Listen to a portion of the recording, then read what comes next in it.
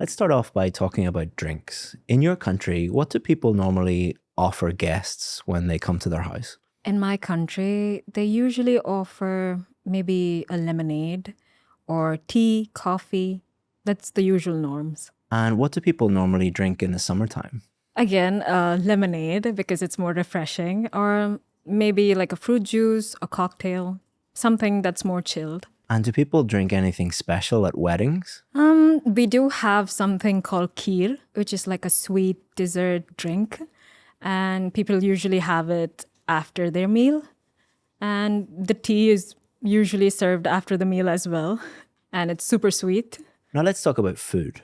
What's your favorite food? So, if we're going by cuisines, I really like Italian. But if we're gonna pick something mundane and normal, I like avocado on toast or oatmeal, something healthy. And if I were to visit your country, what dish would you recommend? I really like something called dosa. It's like a savory crepe, and it's had with something called chutney. It's really nice, light, and I think everyone likes it.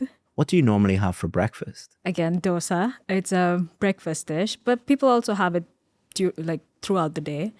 There's something called idli, which is also had with chutney, and we have a variety of other dishes, which is also very carb based.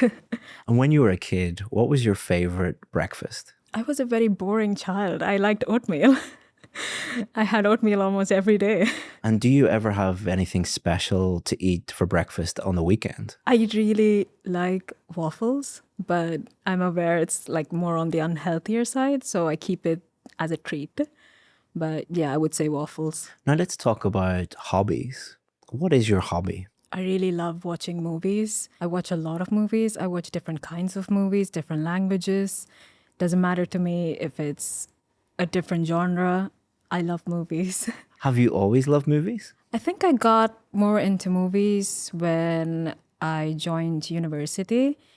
Before that, it was books for me. But then after joining university, it became more of movies. Now let's talk about your university studies.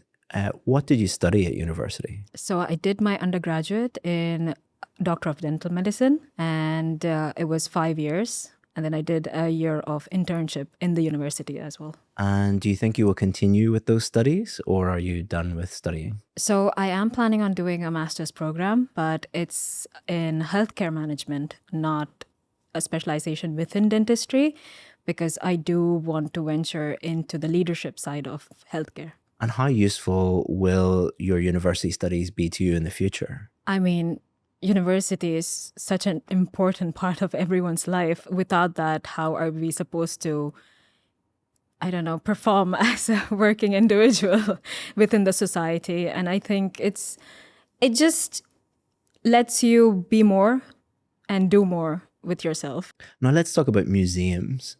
Did you enjoy going to museums when you were a kid? I don't think I have been to a lot of museums, but I have been to a few and I really enjoyed it. I like how calm, I like the art. It's really a calming space. Are there any interesting museums in your country? There's plenty, but I don't think I've been to any. Just jumping in to give you our free gift, we analysed hundreds of Band 7, 8 and 9 speaking performances, and we analysed the vocabulary. And we've put all the best words, phrases, idioms into one PDF for you. If you would like that, go to the description, click on the link. It's our gift to you. You can download it 100% for free. Do you prefer to go to museums by yourself or with your family and friends? I think it's enjoyed either ways. By myself, it's like a therapeutic experience because you're by yourself, you're taking it all in. But it's also enjoyable when you go with someone else. When you visit a different country or city, do you think it's important to visit a museum or not? I think that differs from each person. It's very personal to each person. Everyone has a different taste. Some people might like going to concerts and others might like going to museums. But I do enjoy going to museums. And I think it talks a lot about the culture and the traditions of the place that you're visiting. So I think it's an important part. So recently I attended a seminar on dental aesthetics. It was very interesting to me because prior to wanting to be a dentist, I wanted to become plastic surgeon. So aesthetics has always been such an interesting topic for me. And it's also something that's changed so much over time. We as humans have evolved so much into including aesthetics as part of our daily regimen, and it's become such an important part of our lives. And over time, it has changed so much. There's so much a person can do to enhance their features, their appearance. And I think we've come to a stage where everyone is beautiful because there's just so much enhancement a person can do to like improve their appearance. And modern medicine has taken this such a long way. And it's always so interesting to me to see how much of a difference a person can make to their natural appearance using these enhancements. And recent years, a lot of these facial enhancements have become like an everyday thing. It's become very normal, very mundane almost. People go get their face done as like a thing on the weekend. It's not really like a big procedure. It's not something that they're scared of anymore. It's something that comes to them naturally. And I love that people get to make that choice and they don't have to settle for what they have. And it's very interesting to me from a medical point of view how people can achieve facial harmony and like how they can correct their disharmony. It's very interesting to me. And it's also a confidence building thing for a lot of people. I know a lot of people struggle with their image and body dysmorphia. There's just so much they can do to correct that now.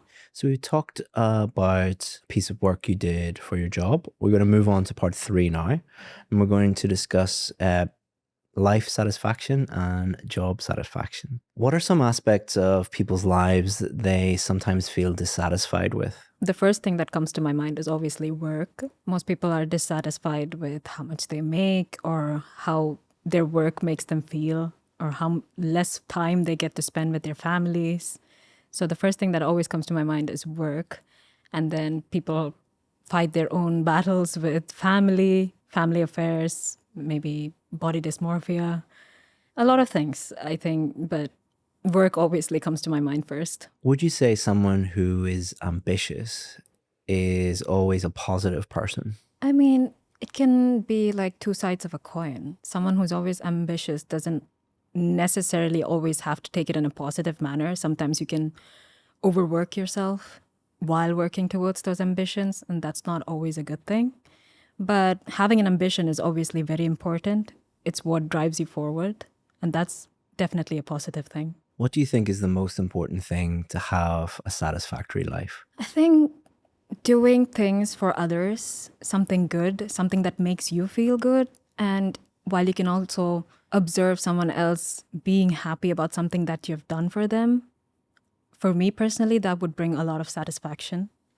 And just trying to find happiness in whatever you're doing. I think that's the general goal for most people. I think that would make someone happy. Now let's talk about job satisfaction. Which do you think is more important, having a high salary or working with a great team? That's like a double-edged sword because you can have a great team, but you could be making nothing and that could make you unhappy. But you could also be making a lot of money and have a horrible team working with you. That could also make you unhappy. So I don't know. It's like you can pick your battle. It could go either ways. And all jobs have their own downsides. So you can never have a perfect job. Do you think there are certain careers that lead to higher satisfaction than others? I'm sure if someone loves what they do so much, then obviously they'll be really satisfied with their work. Whereas someone who's just working to make money, it can be tedious and quite hectic and can lead to long-term dissatisfaction. So, yeah. Do you think changing jobs regularly is a good strategy for job satisfaction? It depends because sometimes you have to keep changing your jobs because you're not in the position that you would like to be in. So I understand the whole changing job situation, but in the long term, I always think, how would it look on your CV? It wouldn't, like, people would question you. Why have you changed your job so much? But I guess you can explain it to them why you did what you did, but It depends on each person. That's the end of the speaking test. You did very, very well. There's one big problem I'd like to discuss with you. Okay. If you would like your speaking assessed one-on-one, we do offer that as part of our VIP package. To thank you for watching the video, I'll offer you 10% off. All you have to do is just go to the description, click the link, and you can get 10% off today. So part 1, excellent. Some answers were a little bit short, but fine overall. The answers that you gave that were a little bit short were normal because it was just natural for you to give a short answer. It wasn't like you were trying to give short answers because you didn't want to speak or you felt you weren't capable of speaking. So it was absolutely fine. Part 2, let's do part 3 and then we'll do part 2. Part 3, nothing bad, but a few strategies or tactics to give you that could improve. One thing that could help you develop your answers a little bit more would be examples. So you often discuss the ideas. You often said like, oh, there's 2 sides to that. And you talked about both sides, but you very rarely gave concrete examples. Right. So you could give concrete examples from your own life or something else, like you want to go into dentistry, or like, are people in the medical profession more satisfied than the legal profession, for example, or an Uber driver? Are they, less satisfied than somebody who is a dentist all day? I don't know. I'm not a dentist, but I don't know how satisfied they are. Sometimes you also tend to just list lots of things. In your first answer, you listed quite a lot. That's not for you, that's not a huge problem. My worry would be in the real test, if you go in and you're just like, well, it could be this, and it could be this, and it could be this. You're not really developing your answers. You're not going deep on your answers. So instead of going wide, which is what you tend to do, which is like, well, there's this idea and this idea and this idea, it would be better to go deeper, which is, let's pick this one and really think about it and really discuss it and think of an example for that. And then maybe, okay, but there's this other side to it, and really go deep on that one. As I say, it's not a huge problem. That wasn't the big issue that I'm talking about. I think you did quite well in part 3. I just think these would be additional strategies because on test day, you can feel quite nervous, and subconsciously a lot of students, even at a very high level like you, just want the test to be over. And they tend to just give very short answers because even subconsciously like, I don't want to keep talking. Just stop asking me questions. I want to go home. So I want to give you the best chance of getting a very high score. Part 2 was where I'm a little bit concerned. Okay. You had no problem talking about that. You had no problem developing that. I'm just a little bit concerned that the question said, describe a piece of work. So a piece of work is like something you produce. That's because I haven't done anything recently, so I had to like make something up. But would it be better to make something up that is a piece of work rather than a seminar? The thing is, I can talk a lot about this. Like if I were to make up a piece of work, I don't know how much I could talk about it. This comes to me naturally. Right. Yeah. That's one of the things I think you did very well. How I would say it was I attended a seminar and I had to produce a report about it, or I had to write an email about it, or I had to do something with the information that I got. You could argue that attending a seminar is technically a piece of work. It is a part of my work. Yeah, it is. But I think the way that it's structured, the question is kind of unrelated to my answer. So, because it was saying what this piece of work was, okay, a seminar is, you could say, who you did this piece of work for, who helped you. So did somebody help you go to a seminar and explain why you felt so satisfied with this piece of work? That's indicating that you produced something. At the end, you produced something. I think that you could get away with it and people would say, okay, I attended a seminar that kind of is a piece of work. That's why I'm not too concerned, but I wanted to get your feedback. Why did you decide on that? Did you think about it, or? I thought about it because I haven't done anything that's of significance recently. So I was like, this is something I could go on talking about. And I did attend the seminar. So I was like, maybe I could develop on that. That is an excellent strategy to steer the conversation towards things you feel comfortable talking about. You did very well in that respect. And it meant that you spoke perfectly about that, but not about that specific thing. Yeah, that specific topic. Yeah. Now, most examiners would probably let you away with that. Because it's ambiguous whether that is a piece of work or not. The fact that we're even talking about it, and the fact that in the comments people are arguing about it probably, shows that most examiners would give you the benefit of the doubt, especially considering the rest of your answers were great. So I think that you would be fine, but what I would be concerned about is, what if on test day you do that for part 2, and then you do that for a few questions in part 3 as well. They ask you something that's a little bit ambiguous, and you decide to talk about something that's not really about that, and you keep doing that.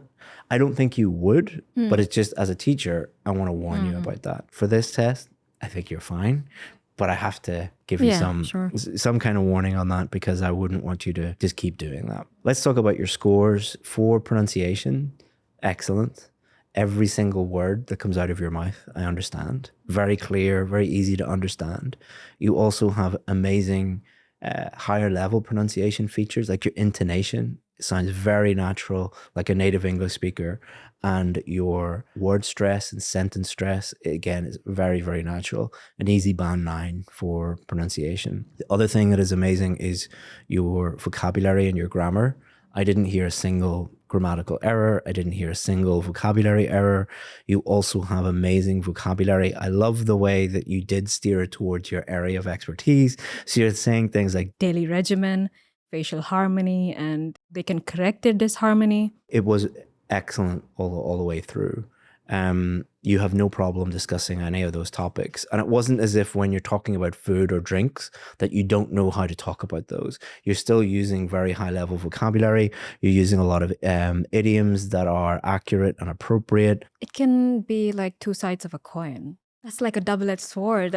You didn't just insert them to try and use them for the sake of it. It was appropriate because you were saying, oh, there's actually two sides to the story.